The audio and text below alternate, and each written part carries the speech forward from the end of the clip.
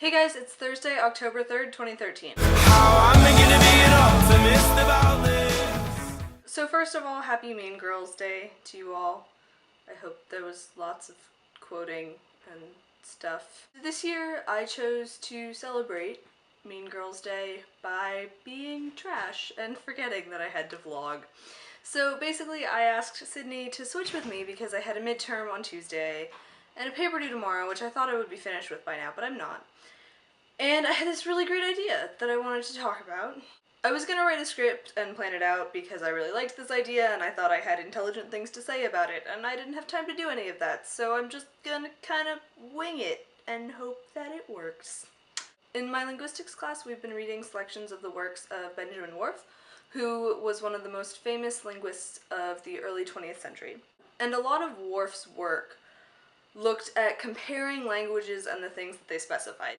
He did a lot with what he called Standard Average European and the Hopi language. Standard Average European being, English, French, German, basically Latin and Germanic languages. The Hopi language has been very long isolated from these languages, and so it has significant differences. Whorf argues that these linguistic differences and the different ways that they talk about things cause differences in culture. In linguistics, it's really important to prove that one thing is the cause of another instead of just showing that they're correlated, which is where Whorf's work kind of failed. But he did show a really interesting correlation between the way that the Hopi talk about days and the way that they live their lives. In the Hopi language, days are not imagined spatially. They aren't objects that can be counted. You don't have 3 days and 5 days. You have the 10th day and the 5th day. For example, in English and most standard average European languages, we have this expression that tomorrow is a new day. But to the Hopi, it's not a new day, it's the same day, coming back again. But instead of looking at this in a sort of like Groundhog Day-esque way, they look at it as any work that you do on the day that you're living improves the day when it comes around again. It's a cyclical system, and any improvement goes over to the next cycle.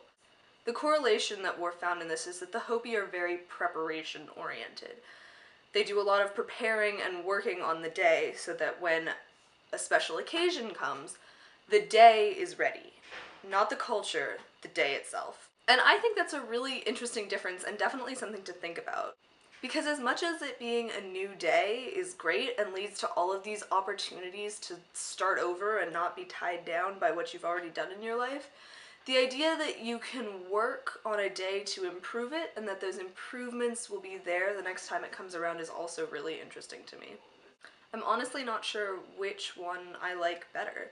I definitely see reason in the Hopi way of thinking about it, and I can see that that would be very motivating to me.